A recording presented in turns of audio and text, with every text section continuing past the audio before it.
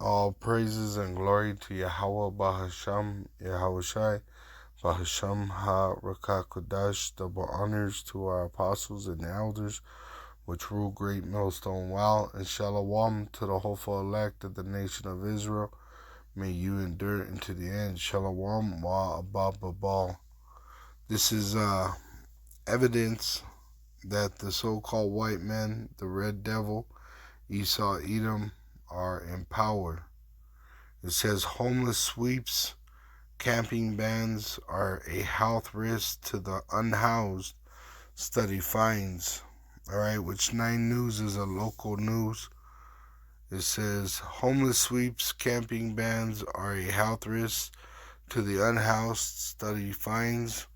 The CU study shows involuntary displacement policies like homeless sweeps and camping bans contribute to more deaths in the unhoused community.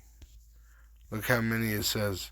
A new study shows involuntary displacement policies like homeless sweeps and camping bans could contribute to 15 to 25% of deaths of the unhoused population over 10 years. Alright? And 0.25%, that's a low number. You know, they actually like to make things sound better than they are. But that shows you the red devil, the so-called white man, Esau, Edom, is in power. It says in Proverbs 29, verse 2, when the righteous are in authority, the people rejoice. But when the wicked beareth rule, the people mourn. And who's ruling? The wicked. Job 9, verse 24. It says, the earth is given into the hand of the wicked. He covereth the faces of the judges thereof.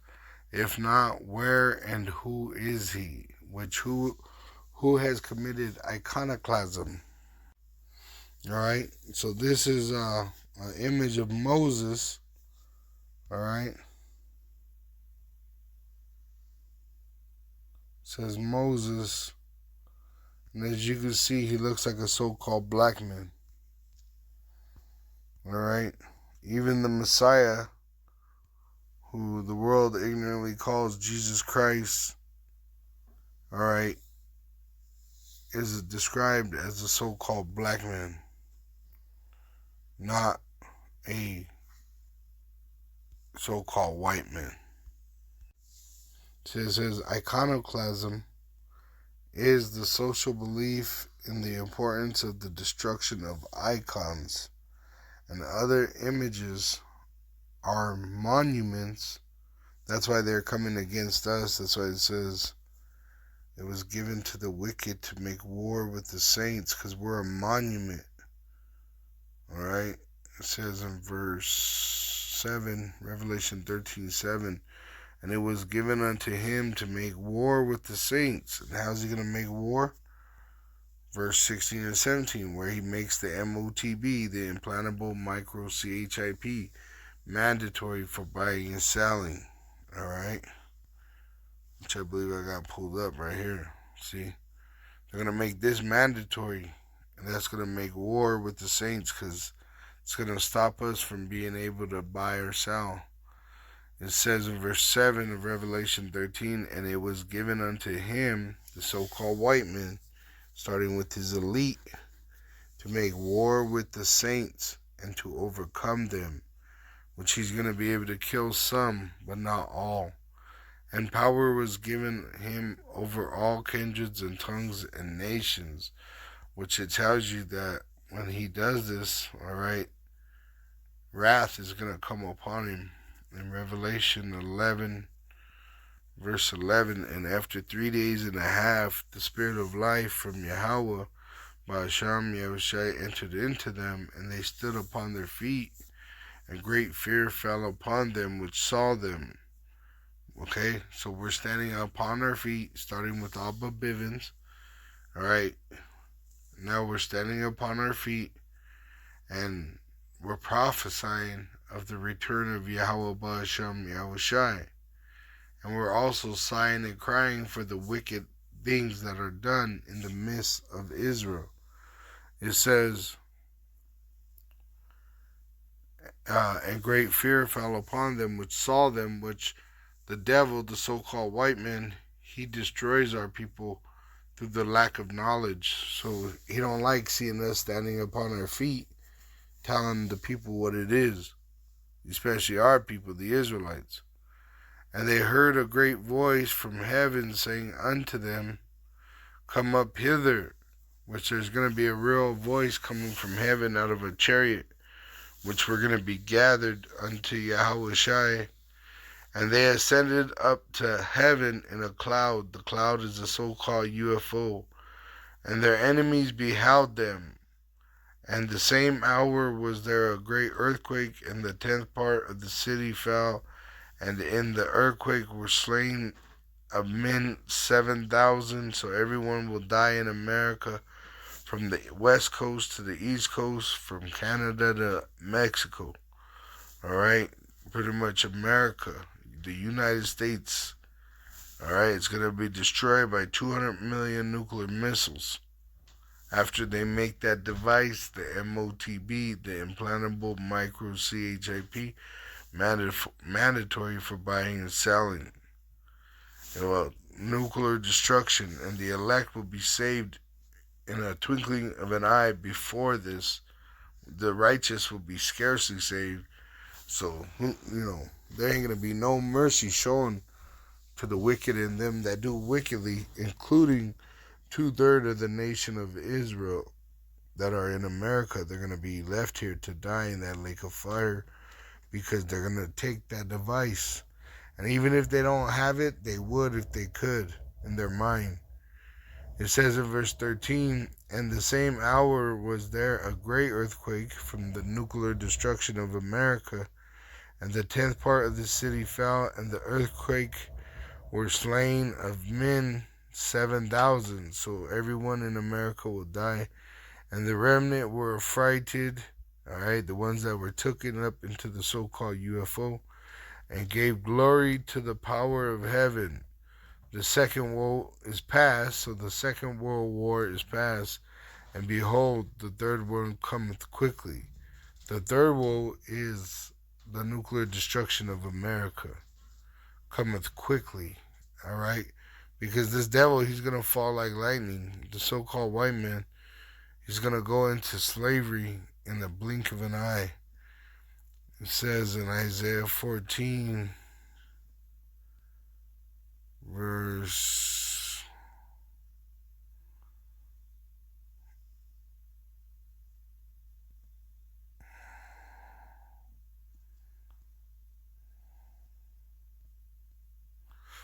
12, how art thou fallen from heaven, O Lucifer, son of the morning, how art thou cut down to the ground, which didst weaken the nations. Alright, so the so-called white man dealing with his elite, alright, of the race. He is Lucifer, which means light bearer. They call themselves the Illuminati. Son of the morning, how art thou cut down to the ground, which didst weaken the nations? For thou hast said in thine heart, I will ascend into heaven, I will exalt my throne above the stars of Yahweh, by Shem Yahushai. I will sit also upon the mount of the congregation in the sides of the north. I will ascend above the heights of the clouds. I will be like the Most High. Yet thou shalt be brought down to hell, to the sides of the pit. They that see thee shall narrowly look upon thee. So right now, this devil, he's still looking, people are still looking at him as a god or as a savior or as a form of perfection. But when we have him in slavery, alright, they're going to look at him narrowly like, what the fuck is this? What the fuck is that? It's going to look like a monster, like a caveman, and they're going to look narrowly upon thee and consider thee, saying, is this the man that made the earth to tremble, that did shake kingdoms? And one of the brothers, they did, I believe it was the elder brother out there in Vegas. But the brother said call him a brother, but the elder, Apostle Tar, the elder did call him an elder. But the brother out there in Vegas, the elder brother in Vegas, he did a video. I believe it was him. It may have been a different brother, but I know it was a higher up brother, an elder brother. Bringing down some knowledge for the younger brothers. And one of the things were in the past, Esau, when he was in the woods, it speaks about it in Job 30, that they were like cavemen, all right, hairy cavemen that would steal food or eat the roots of the juniper bushes. They would sleep under the trees, and they were like wild dogs. They couldn't talk, all right.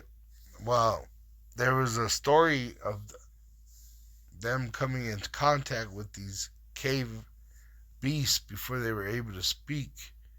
And they said that the female, when she was walking the path, she saw something moving around in the bush, and she looked, and it was a hairy Edomite. But they had a different name. I can't remember the name they went by. But it was pretty much like seeing a Bigfoot in the woods, a hairy Edomite. And what happened was he was real scared and trying to get away. As they were like retarded.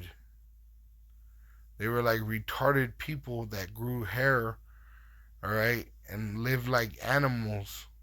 What happened to Nebuchadnezzar happened to Edom, all right? They became like animals. And that's what's going to happen, all right? We're going to put them in the caves, and they're going to be sleeping outside on the ground like animals, all right? They're not going to be allowed to have any pleasure, any mercy, all right? They're going to just get brutality because of what they've done to Israel. Obadiah, verse 9, and thy mighty men, O Teman, shall be dismayed, to the end that everyone of the mount of Esau, so everyone that is associated to Esau, may be cut off by slaughter. For thy violence against thy brother Jacob, shame shall cover thee, and thou shalt be cut off forever. Alright? You shall be cut off forever. It says in verse 17, but upon Mount Zion shall be deliverance, and there shall be holiness, and the house of Jacob shall possess their possessions. And when you go into this word possess, it means to have, the right to choose what is destroyed and what is kept. Their possessions. Who's our possession? The heathen. The heathen are our possession. Alright? It says in Psalms 2. It says, why do the heathen rage and the people imagine a vain thing, like them being able to take us into a new form of slavery? That's a vain thing. Alright? It says, the kings of the earth set themselves against the rulers, take counsel. It says, the kings of the earth set themselves, and the rulers take counsel together against Yahweh and against his anointed, saying, let us break their bands asunder. Psalms 83. They are confederate against thee, and cast away their cords from us. So they want to sever our ties to Yahushai and then kill us. He that sitteth in the heavens shall laugh. The Lord shall have them in derision, because they can't do nothing against us. Even if we die, we're sacrificed, we go right back to Yahweh Ba'asham Yahushai. And if we live, guess what? Yahweh Ba'asham Yahushai is going to return. Then shall he speak unto them in his sore wrath. Then shall he speak unto them in his wrath, and vexed them in his sore displeasure. Yet have I set my king upon my holy hill of Zion. I will declare the decree. Yahweh has said unto me, Thou art my son, this day have I begotten thee. Ask of me, and I shall give thee the heathen for thine inheritance, and the uttermost parts of the earth for thy possession.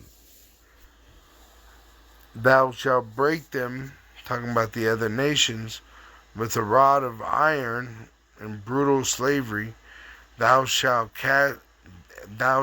dash them in pieces like a potter's vessel.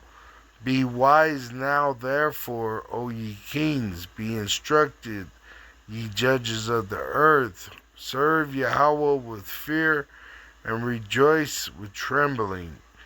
Kiss the Son, which the Son is Yahushai. Yahweh is the Heavenly Father, which sent Yahushai to ransom for Israel, lest he be angry. So you got to honor the Son, Yahushai, as the Messiah of Israel, all right, lest he be angry and he perish from the way when his wrath is kindled but a little. Blessed are all they that put their trust in him, which Yahushua is coming to judge the world. Revelation 19:11, and I saw heaven open, and behold, a white horse, a so-called UFO, and he that sat upon him, a so-called black man named Yahushua, but he's not going to meet you as a man, he's going to be a God, was called faithful and true, and in righteousness he doth judge and make war. So anything living contrary to what is right is going to be destroyed when Yahushua returns. It tells you that everything that is seen under him is going to perish. 2 Ezra 13, it says in verse 3, and I beheld, and lo, that man waxed strong with the thousands of heaven. And when he turned his countenance to look, all the things trembled that were seen under him. And whensoever the voice went out of his mouth, all they burned that heard his voice, like as the earth falleth when it filleth the fire.